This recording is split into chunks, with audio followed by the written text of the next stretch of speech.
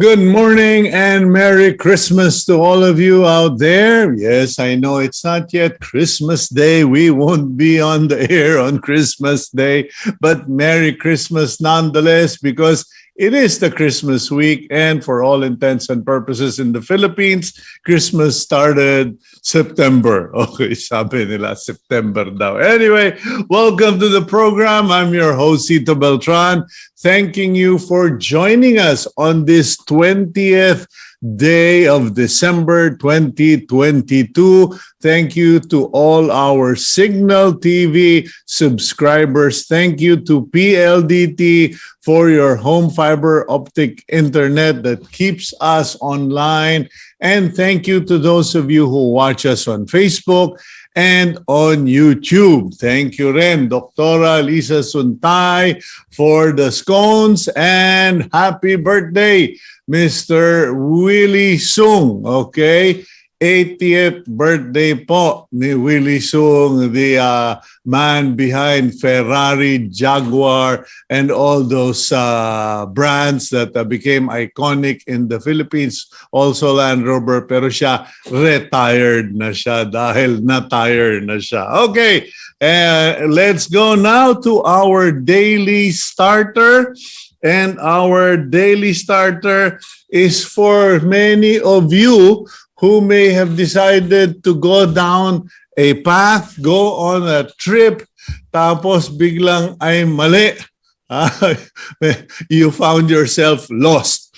Lost in the direction, lost in the expressway, lost in your life, okay? And our daily starter goes: no matter how far you have gone on the wrong road, you can still turn around. That's why they have a term called U-turn. I-U-turn mo na lang, because some people paninindigan. You will stand your ground. You will be so proud. You'll be filled with pride or embarrassment that you won't admit na teka. I think I am in the wrong address. I am in the wrong relationship. I did the wrong thing or whatever. You can still make a U-turn. And this is the right time of the year to make U-turns, especially in relationships. If you realize that you should be somewhere else, make the U-turn. Go back to those who love you. Go back to those who are your real friends. Go back to your real calling in life, okay? Because Christmas is that time of the year, that once a year occasion that gives us all the right excuses to do all the right things. Okay, let's now go to the front page of the Philippine Star, December 2022, and the headline so far is good but conditional. Reds won't declare Christmas ceasefire. Okay, according to the armed forces of the Philippines has also not recommended a Christmas truce with the rebels, but because according to a statement of the CPP, Central Committee Chief Information Officer of the Communist Party, there is absolutely no reason to declare a ceasefire for Christmas. So yan po, wala raw pong Christmas ceasefire, and medyo things seems to be holding. But anyway, Reds won't declare Christmas ceasefire. I am so distracted today because on the top of the front page of the Philippine Star, we have that huge picture. Everyone is running crazy, going gaga on Facebook about Lionel Messi ruling the world. Okay, Argentina and Messi rule the world. Okay, in soccer. Okay, the World Cup. Argentina's Lionel Messi lifts the World Cup trophy as he celebrates with teammates after beating France on penalty kicks to win the 2022 World Cup at Lusail Stadium in Qatar yesterday. So yan po, the exclamation point to a very colorful career in soccer for Lionel Messi.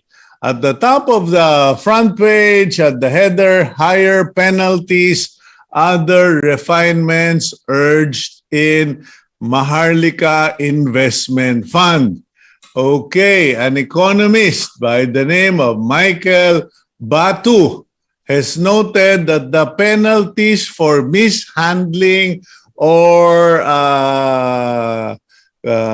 misuse of potential funds in the Maharlika Investment Fund is so small, 2 million only the fine. If you misuse or mishandle, your fine will only be 2 million, considering that the fund will be holding billions and calling in investments. So, medyo sabi po ng Michael Batu, dapat taasan ang penalty. We should increase the penalties because, you know, people will just say, well, hey, I'll pay the fine. Parang yung isang kilala ko. Okay, we encourage them not to break the speed limit in the expressway.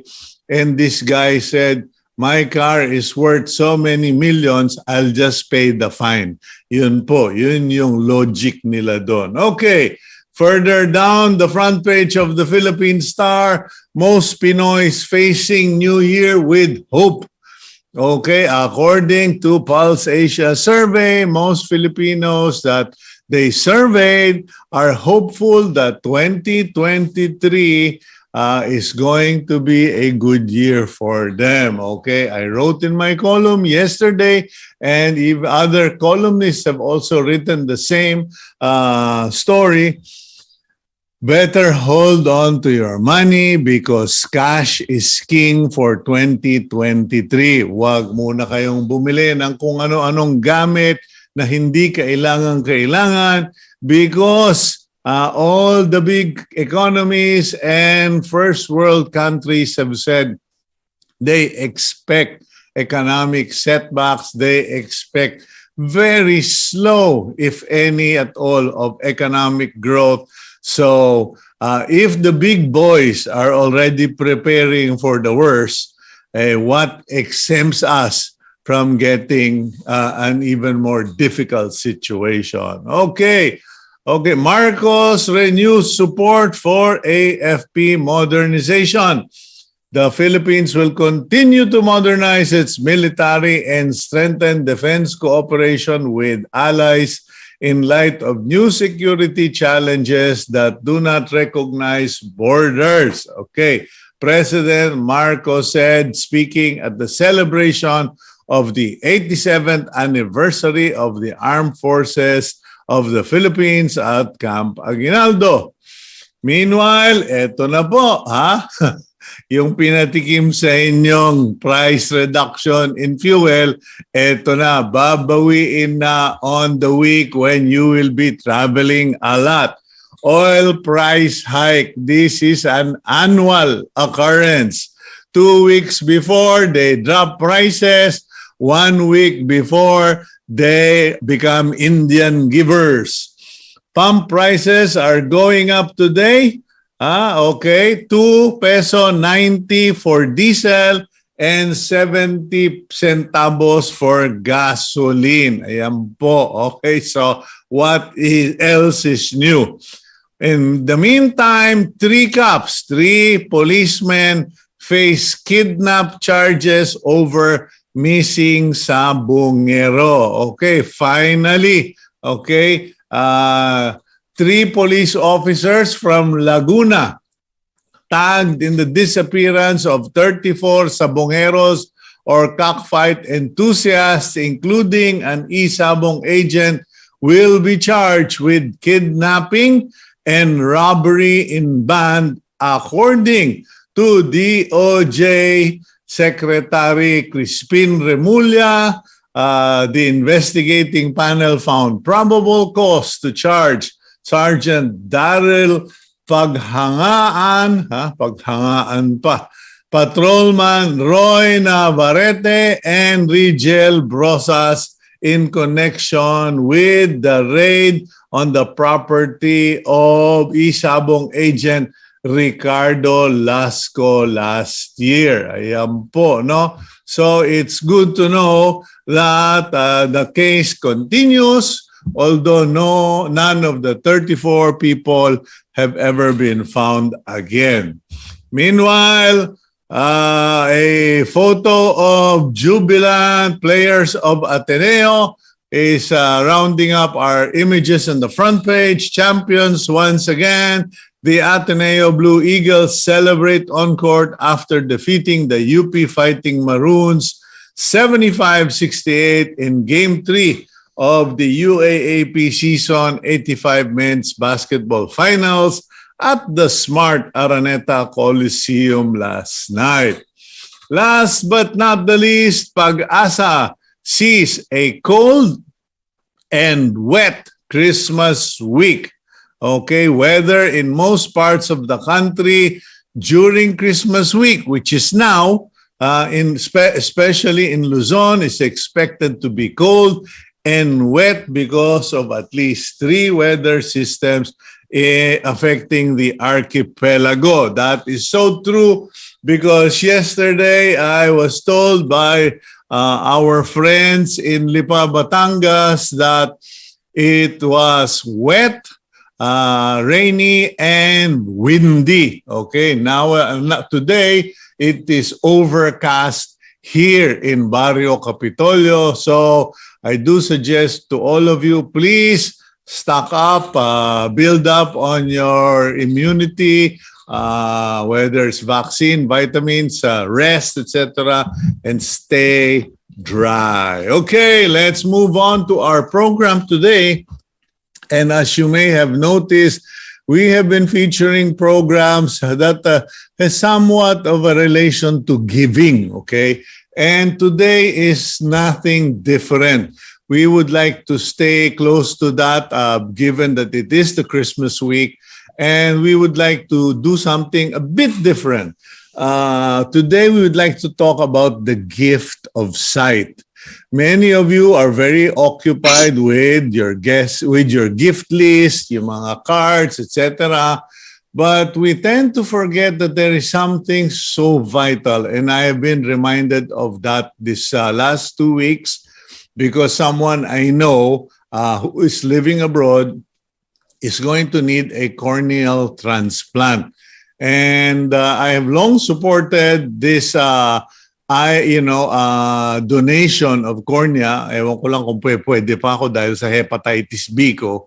Pero we decided to feature for today the Eye Bank of the Philippines and its founder. So we can talk about the gift of sight. Okay, Gabriel, roll out the Betamax, please. Dr. Minguita Padilla is an ophthalmologist and a health advocate with a career spanning over 34 years. She is the founder of the Eye Bank Foundation of the Philippines, a non-profit organization focused on helping people with corneal blindness and other related issues. Padilla has been part of several international eye bank associations.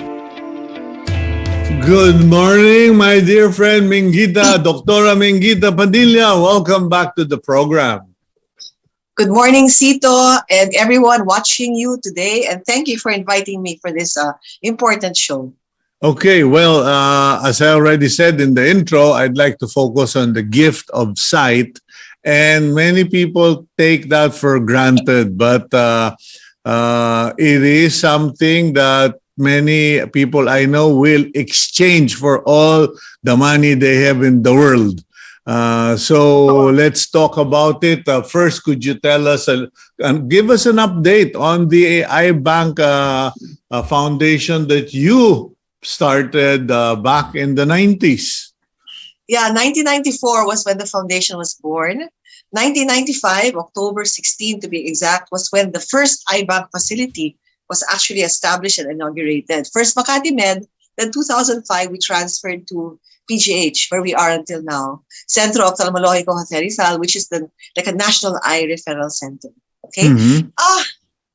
Cito, you and your dad were among the first ones in media who supported us, supported the advocacy. Your dad, before he passed away, even before the facility was born, he was helping us get the bill or the law passed that would actually help establish the eye bank. And you actually featured us when we were already starting to run. No?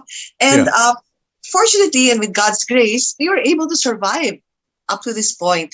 But the last 3 years has been quite difficult. The pandemic years have been difficult, as you can imagine, because the eye bank, unlike kidney, for kidneys, you can donate a kidney as well, even if you're alive, diba? Because you Mhm. can function normally with one kidney. Unfortunately, the more difficult part is that for corneal donation, it can only be the cornea or the eyes, whichever you wish to donate, can be retrieved only after death. And talk about cardiac death, huh? Before you're embalmed, before you're cremated, it has to be removed within the first 12 hours of death. And this is the challenge. Huh? And remember, COVID, all of the hospitals we were partnering with became COVID centers, most of them DOH hospitals. And so, off limits na yung mga donors, everybody was immediately cremated. And since we don't know much, I mean, COVID is an evolving infection, hindi pa rin pwede na kumuha na may ng cornea sa namatay sa COVID. And then nawala rin yung nightlife because lockdown tayo lahat. So less autopsies, less deaths from accidents. This is the reality of life. And because of that, donor corneas went down as expected. And this is not just in the Philippines. This is worldwide. This is a worldwide problem. Okay. In even established eye banks like Brazil, Mexico, the US, bumaba talaga as expected. Now we're just starting to build again. And but the patients in need of corneal transplants didn't stop increasing, because so now the need is so great. We have about 450 people at any one point in time, about 450 people waiting for a corneal transplant in the eye bank, and we're just starting to revive the program.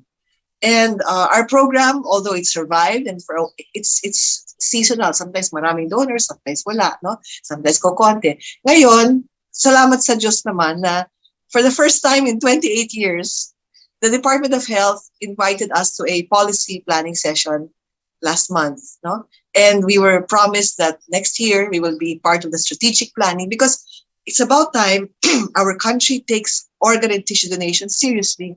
Kasi noon parang very cavalier. Yes, you have the cards, but they don't even ask, Cito. Hospitals usually don't even ask you. How can you?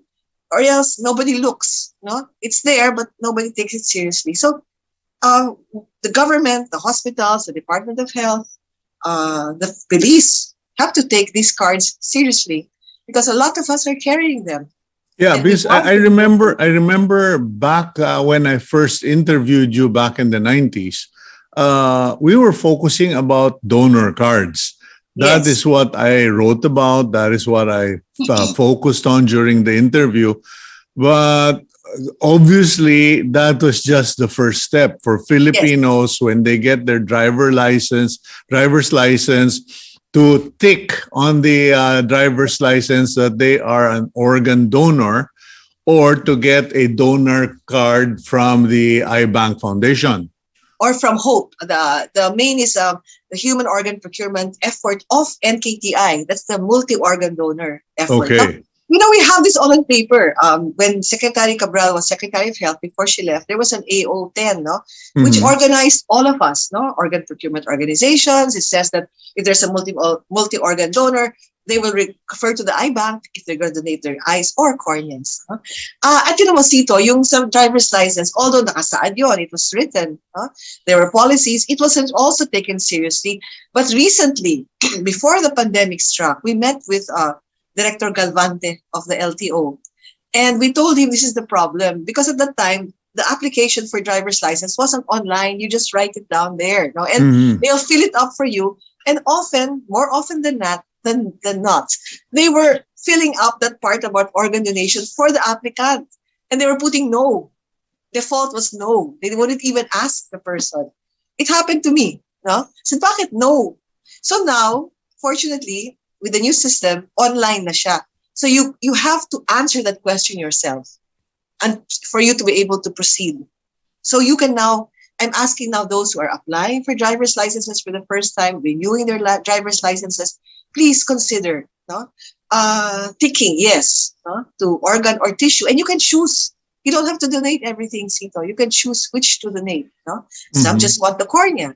Some want the kidney. Some want all. Like me, I'll donate any organ that's still okay, or any tissue for that matter. And the driver's license is one. And then the eye bank is yes. And also, Cito, I know it's not many people, well, most people don't like to discuss death, but it is an inevitable fact of life. And all of us will have relatives who will pass away, close friends, relatives, next of kin. Let's consider signing a donor card, because it can also be you who will do it on behalf of your next of kin. Kahit may donor card man siya o wala. At kung meron man siyang donor card, if your next of kin has a donor card, please respect respect the wishes of that person, because he or she really wanted to donate to help others. So that's very that strikes a chord with me, because when my mother was dying, she told me in no uncertain terms, "Iho, make sure they do not resuscitate me.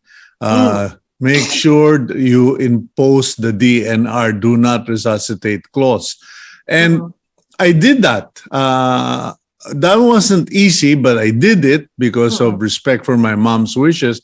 But looking back, if she had been a donor, or a organ donor, I'm sure cornea would have been useful, or something like that. That's true. That's a good thing you brought that up, because when we had our policy planning session with the DOH, I brought that up also. A lot of hospitals, like for example, St. Luke's, where I practice, we have a DNR, do not resuscitate form, which the family next of kin will sign, or even the patient themselves. It's like a living will, no? Do not resuscitate. It's very specific, Cito. It says do not resuscitate, do not intubate, do not dialyze, diba? Do not put an NGT, parang everything you don't want anymore. No heroics, nothing, no? But it does not ask you about organ or tissue donation. Nothing. So now some hospitals, like I think Asian Hospital, more hospitals now, and I'm asking the DOH, can you just please tell your hospitals, andyan na sinasabi mo na huwag mo i-resuscitate, because you accept the fact that that person is terminally ill. And to prolong it further will be just prolonging the process of death and no longer the process of life. Okay? So you have to also decide. You can ask the person, would you like to donate? And then you can check. Let's make it specific. I did that recently for a very good friend who made me her next of kin, because she had no relatives. And I put there, I had to sign a do not resuscitate form. Then I had to put in others. I had to put others. So I had to be the one to write it down, donate corneas or whatever. But if the hospital will already include specifics, no? Organ or tissue donation, yes or no, simple lang. Then it becomes a matter of it's a business, no? It's not. It's a matter of fact. It's no longer yung pahirapan to ask. And little by little, we're getting there. You mentioned, prolonging, extending the process of life, and death, yeah, or death. But me, it's life, because I have been seeing so many videos on Facebook about organ donation, wherein a family or someone passed away and said, I'd want to donate my eyes or my organs to someone else if I pass. Yeah. And the family members actually got to meet people who had a second chance in life because of the organs of a son, a father, a sister, etc. And weird, but yes, last night, one of the videos I saw was a video, I think, I won't mention the program, but it's a Christian program, about the same topic. In fact, another one I saw was of a person who did sperm harvest. And, I know it's crazy, but that widow now has a baby by her husband because the doctor had made the suggestion. I mean, I'm going the line of doctors making the suggestion to patients or to people who visit. Hey, Cito, have you ever considered organ donation? Ito pare, bigyan kita ng card just in case, pag-isipan mo. Because we're so focused on LTO that the doctors' clinics, they're the best people to talk about organ donation. It should be part of the curriculum of medicine requirement of the PMA and the DOH. Yes, I agree. The best place is the doctor's office. No, well, okay, those donor cards, we know some people are carrying them.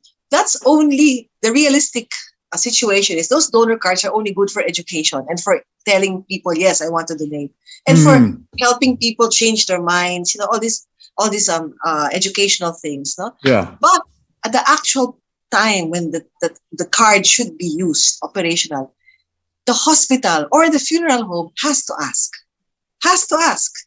because I may be carrying a card because my doctor said, okay, and I agreed. In fact, some oncologists, cancer doctors are also helping, because the cornea is one tissue which can be donated even by someone who passes away from cancer, unlike whole organs. See, even breast cancer, prostate cancer, you name it. The only cancer we cannot get from is leukemia, the blood cancers. But every other cancer, we can get their corneas, and we've been transplanting them. So the oncologists are also our partners, because usually people who have cancer, at a certain point in their life, they said, pagod na ako, ayoko na. And they're starting to think about the exit plan. And the exit plan may include cornea donation, because it can still be donated and used to bring sight to the blind. So yes, the doctor's offices are very important. But at the time of death, the hospital itself must change its paradigm. They must not be afraid to ask. That's why the best way is to put it in your forms. Naku, umasa ka pa. I'm sorry, you know that I love doctors. I have barcadas who are doctors. But they're chicken when it comes to death. Sorry. I know, diba? When I told the doctor at the hospital, DNR, the guy broke in tears. I said, deal with it, She's my mother, not yours. Why are you the one crying? Alam mo, Tito, that doctor is not correct. Because death is part of it. We have to all be ready for that. And as doctors, we're the best people to advise a family. This is the situation, But I don't want the topic to go to organ cards or donor cards. You were pointing out something that is so true in the Philippines. There's an accident. Yeah. People are dead or dying, and they check them, they bring them out, they try to resuscitate them, etc. Getting identification cards are the last part of the protocol. Yes. Then when they have the identification cards, I do know for a fact that no one is checking, is this person an organ donor? And should we tell the ambulance or whatever, hoy, punta na kayo kagad dito because we've got an organ donor that just died. Correct. Actually, that's what we're trying to do. That's why we have to, the iBank is an NGO, for heaven's sake. We are not government. But for the last 28 years, we are the ones, we are the implementing arm of the Organ or Cornea and Donation Act of our country. And we cannot do this alone. There has to be all of government, all of country thing. So that's logical, diba? Common sense. We have to now reorient even our police, our scene of the crime, our first responders. Please just look. If you have the driver's license, look behind. Diba? You look who to contact. Diba? There's an emergency contact at the back. It also states there, organ donor, yes or no. And what is the level of participation among the police, law enforcement bodies, etc., or our government service individuals who are on a high risk position? They're kumbaga sa 1 foot in the grave. What is the level of participation as far as this is concerned? You mean the police, for example, no? Because their job puts them in danger, diba? Oh. Well, recently, I was talking to them. We had a MOA renewal. They're thinking of putting an organ donation stamp in all the IDs of the PNP. So that's good. But it's the first time ever that's being considered. It's all considered, no? But nobody's really pushing for it. We are pushing for it, but we can only push so far, no? But it would be great. So in other words, maybe one day or continuous orientation so that our police, our military, they can already decide early on. If I pass away, the line of duty, there are IDs now sa PNP. They're thinking of putting like a, what do you call this, a sticker in Yeah. the front if they should decide to sign a donor card. So at least alam na nila. And it should be respected. So we have a long way to go to orient and to change attitudes and to educate. But at least that in itself, since it came from the PNP, it came from them. That Yeah. idea, that is good. No, and I hope it'll really materialize. Then Okay, once let's- it happens, let's go. Yeah, go ahead. Let's go for a quick break, and when we return, let's carry on discussing this, because apparently, I mean, my impression is you and your team are doing all the work, but do you even have an army of volunteers? Because you cannot do everything yourself, Minguita. I know you. You try to take on more than you should be, and you should be getting volunteers. Okay, we'll go for a quick break, Minguita, and we'll be right back here on Agenda. Thank you.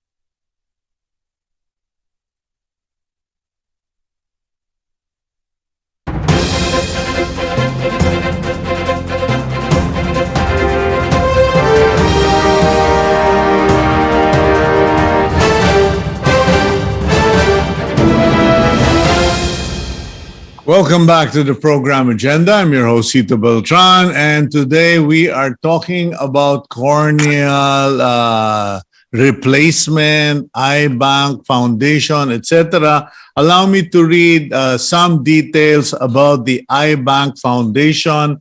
It was inaugurated in 1995. The eye bank, owned and operated by the Eye Bank Foundation of the Philippines, changed the landscape of Philippine ophthalmology by providing an organized and state-of-the-art system of retrieval, processing, evaluation, storage, and equitable distribution of transplantable corneal and serial tissue around Scleral. the country.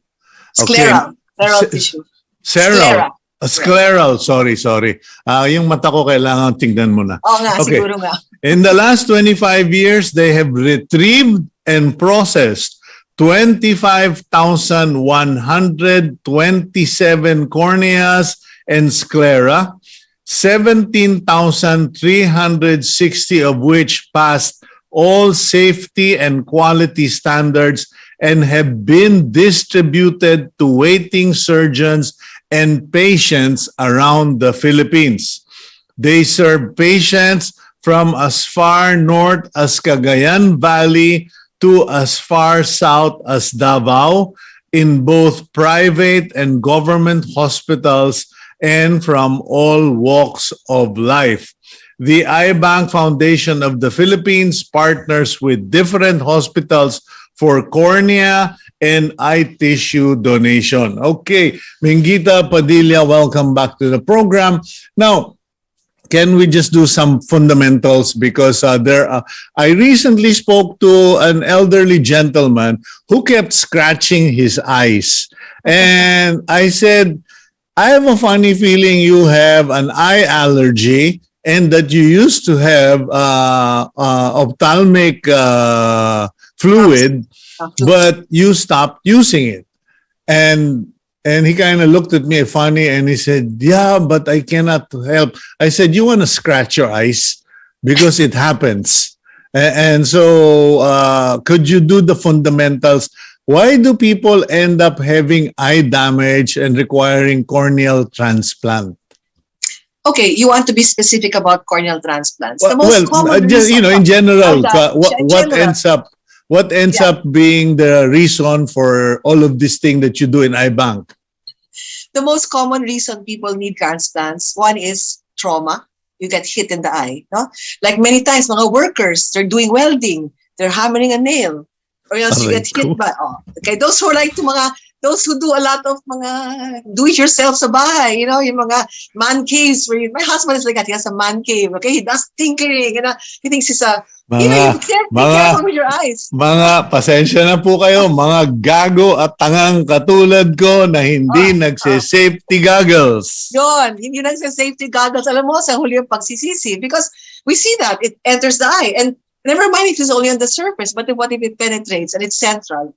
You need a corneal transplant. Now, number 2, unfortunately, it can be a complication after cataract surgery. Okay? Because sometimes the cornea is not so strong to start with, and even under the best of hands, sometimes after cataract, you can still have that. But if there's a complication of cataract surgery, although it's not that common, it's one of the reasons you will need a corneal transplant. It can happen to any of us. Number 3, infections. Isa pa to. Kung may mga mga gagong hindi nagsi-safety goggles, mga iba naman nang-aabuso ng contact lens. Contact lens, infections. No? Those who do not properly care for the contact lenses, masakit na, makati na, mapula pa, sige pa rin ang pagsuot ng contact lens. Some people even share contact lenses, which is like horrible. Do not do that. It's like sharing underwear, okay? It's like sharing used underwear if you share contact lenses, because all your bacteria is not the same as their bacteria. You have your own, no? And you share, you'll end up, you can get infections, no? And infections also from sometimes you get hit by leaves, you get hit by soil, you get hit by a nail, and then you have this little small white thing in your cornea, you don't do anything about it, it grows, it's Pseudomonas na pala or something. So infections. Then there's also congenital. Some children are born with corneal defects, white corneas, no? You see that, Peter's anomaly, etc., etc. And then there's also what we call degenerative diseases like dystrophies. Glaucoma. For example, glaucoma. Okay, glaucoma is an abnormal pressure of the eye. It's too high. Okay. Now, sometimes that pressure is high, and it eventually, because of the high pressure, can damage the cornea also. Can damage. So, if you have glaucoma, you have to treat the glaucoma. Otherwise, you'll go permanently blind. Okay? Let me butt in on this one, ladies and gentlemen, because I have glaucoma. Someone near and dear to me has had glaucoma before me. My father had glaucoma. And now that someone near and dear to me will be requiring a corneal transplant. Kasi sa dami ng pagtingin ng mga doktor dun sa mata niya dahil parang siso yung kanyang eye pressure, ayun, na-damage na yung cornea niya. So, that's a good example, Cito. But I want to make it very clear. Like recently, we had a beautiful documentary that featured a man like that. He had glaucoma. One eye was lost. They had to remove it because it was painful and blind and unsightly. They had to remove it and they put an artificial eye. His only good eye eventually had glaucoma surgery. They were able to save the nerve. But by the time they saved the nerve by glaucoma surgery, his cornea was already weak. Okay? Then he had to undergo cataract surgery, which he had to undergo anyway. But he was told that, you will undergo cataract surgery, but eventually your cornea will give. No? Because any surgery can affect the cornea. So he was able to see for a while after the cataract surgery. But as expected, dahil mahina na ang cornea, little by little, it was getting white. Until finally, he could only see like shadows. And his cornea was really white. Mm-hmm. That kind of patient, we can do a corneal transplant on and still restore vision. As long as naagapan yung nerve problem sa glaucoma.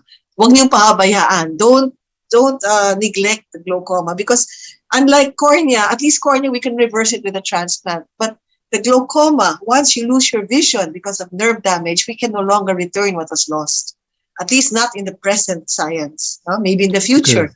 So you take care of that. So that patient who needs a transplant, yeah. So our waiting time now is over a year. Hopefully we're catching up. No, we're catching up now. We're catching up now because Mhm. the Department of Health, as I said, no, FYI, 2017, we started partnering with many hospitals around the country.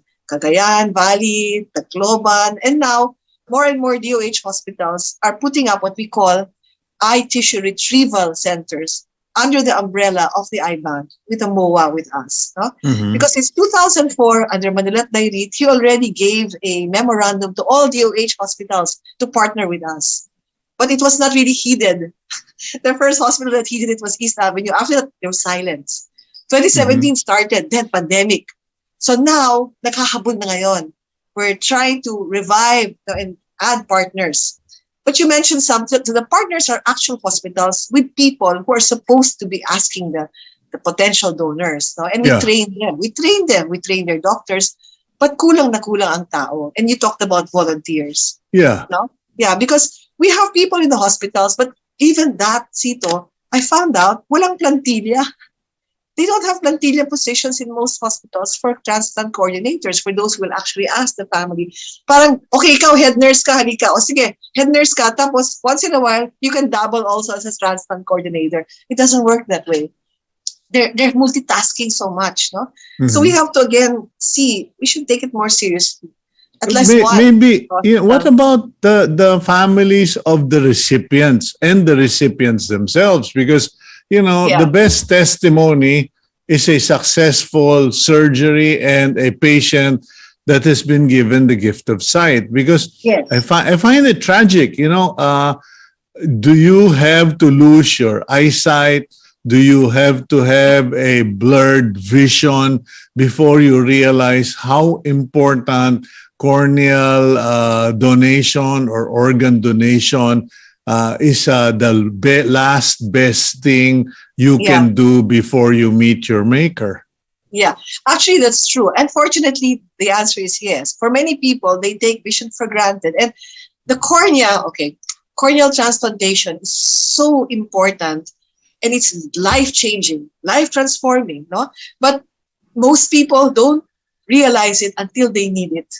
They don't realize how important it is until they need it. That's why tama ka, no?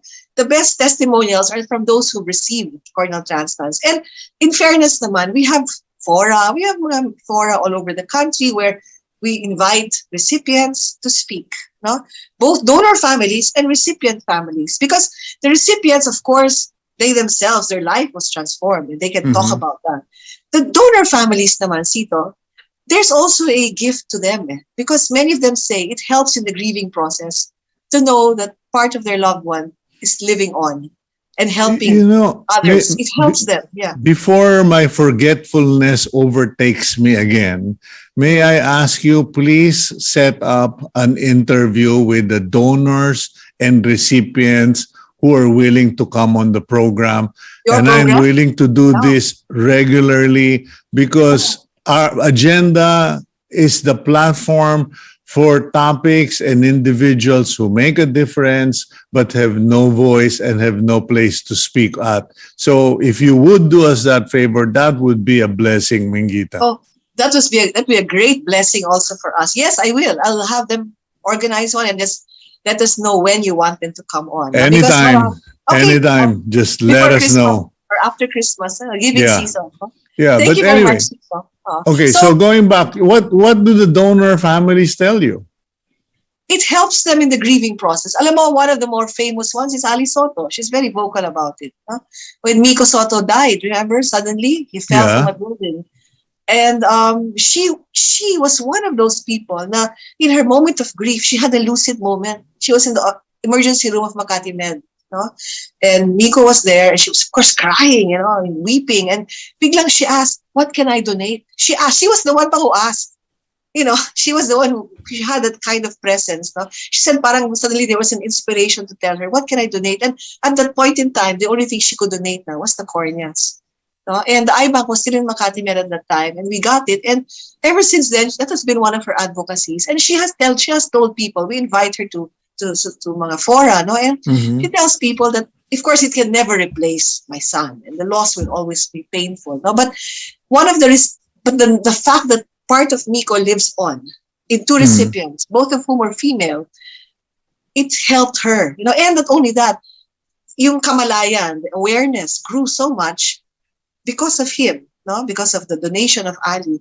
And one of the girls, 6-year-old girl then, Esme, I did her corneal transplant. The other one went to a 16-year-old kasambahay, no? Who was done by somebody else. But that Esme became close to Ali, and she's dalaga na, she's working, and they still talk, they communicate. And she told Ali that ever since then, ang tawag daw sa kanya, hindi na Esme, Mika na, Mika. No? Because, and it's like, so it's not just the person one-on-one satisfaction of changing the life of a child who's now, an accomplished person, studied, went to college, is working. No? It's also the fact that because she was vocal about it and she used her celebrity to also help in the advocacy. So it helped in her grieving process. Horrible grief, no? To lose a son that way, to lose any child that for that matter. No? But and yet kahit papano nakatulong din sa pamilya. So nakakatulong din sa pamilya when you donate. Among our partners are funeral homes. No? Arlington and now Cosmopolitan has decided that they want a MOA with us. It's another place to ask because cornea, again, we are so privileged. The cornea, you can retrieve it even 12 hours after death. Before you embalm. 12 hours after death, bago ma-embalsa mo, pwedeng i-harvest yung retrieve yung cornea. Or even eyeball. No? But most people, we ask na lang muna for the cornea. It's the easiest to give. You know why? It's so small. Napakaliit. Parang kukulang. It's like a contact lens, no, with a white rim. So, if they realize, yun lang pala, tapos hindi naman mag-iiba ang itsura, your face will not be deformed, your eyes will not sink because it's reconstructed anyway. Nagtataka nga ako, ba't nagiging issue yan? Nakapikit ka naman. Kasi akala ng iba, kahit nakapikit ka, lulubog. Hindi naman hindi ko lulubog. In fact, it's one issue. Alam mo, Cito, it's one issue. Nakakatawa, but Filipinos, gusto natin maganda syempre tayo sa kahit nakaburol tayo, maganda, para hindi na masabi ng mga kaibigan o yung mga kaaway, yung pangit mo. Actually, somebody told me that. Somebody actually told me that vanity lives on. So they want to look good. Of course, you can look good. It will not change your appearance, no? Nakapikit, tama, at hindi lulubog. But sa funeral home, because at that point, it's the business of death. Diba? You choose your casket, you choose your plan, yung damit na isusuot. Bago ima-embalsama, pwede pang magtanong, pwede pang humingi. And we are partnering with the embalmers, no, to ask. And they call the IBank, and the IBank will retrieve it there. And many of them, kahit matanda na, isa pa to, age is not an issue. The oldest donor we had is 98 years old. We were still able to use his corneas. So, Seriously, you don't have to be young. Unlike the organs, the cornea kasi. And because of technology, okay, we can transplant the cornea. It's not the whole cornea. We can transplant the front, the back, the sides. And if it's not good enough for vision, we can use it for emergencies, for tectonic. Parang yung nag-vulcanize ng tire about to burst. There's so many things. But now, even the elderly corneas above 70, 80 years old, we're using for transplant for vision. As long as the number of cells are still okay. We're the ones who determine that. Huh? Quick question. You do know I have Hepa B. Yes. Is that an issue? Because some people will say, Cito, may Hepa A, Hepa B, Hepa C, meron silang ibang diseases. Yeah. Hepa B, okay, if you have an active Hepa B, meaning you're a carrier, you're antigen positive, okay, then you cannot be a donor. Okay? But if you've had hepatitis A, it's okay. But hepatitis C naman, if you have anti-hepatitis C, hindi rin pwede as of now. Hindi pa rin siya. Now, if you have anti-hepatitis C, meaning wala ka ng antigen, we can still get you. Okay, we can Okay. still get it. So Okay. it depends if you're a carrier. So we'll be the one. We'll determine that. We will be the ones. Who You have tests also. Yes, we test. We have blood Yeah, tests. because I have passed the insurance because they said you're clear. Okay, By clear. God's miracle, I'm clear. So You don't thank have. you. Yeah, you don't have active. In other words, you're not the active carrier. Iba yun Mhm. eh. There's a carrier and there's one who has it before, but is no longer a carrier. So you're no longer a carrier. So, but for everybody, let the IBank decide because we test the blood, the serum of the donor. Okay, we But get how blood. young? How young is your youngest donor? Newborn. A very Wow. dramatic story. Yes. Ganito. The books will tell you we prefer 2 years old and above because of the cornea being more parang too soft, the curvature, etc., etc. But there are certain occasions where we have recipients who are also newborn, less than 6 months old. Now, this is a very dramatic, very beautiful story of a couple, Anna Reyes and her husband. They've come out in media and stuff. But Okay. again, they had a child. They knew that the child had anencephaly. Anencephaly, meaning there's no brain and so the child cannot really survive. Okay, but they took the child to completion. She carried her child, and she delivered the child. But before she delivered the child, she and her husband decided they will donate whatever they could donate. And the only thing they could donate at the time was her cornea. So they contacted the IBank, and the IBank was there ready. And the child lived for 14 hours, and they were with the child. Kinikilabutan ako even when I think about it. It's beautiful. And I think her name was Ariana. And one of my colleagues wrote a lullaby for her, a song for her, and she became like the impetus naman for Asian Hospital to put up their own. She was the first cornea donor of Asian Hospital, this child. And the mother and the father made the decision before she was born. And when she was born, they kept her, they stayed with her, they until she passed away.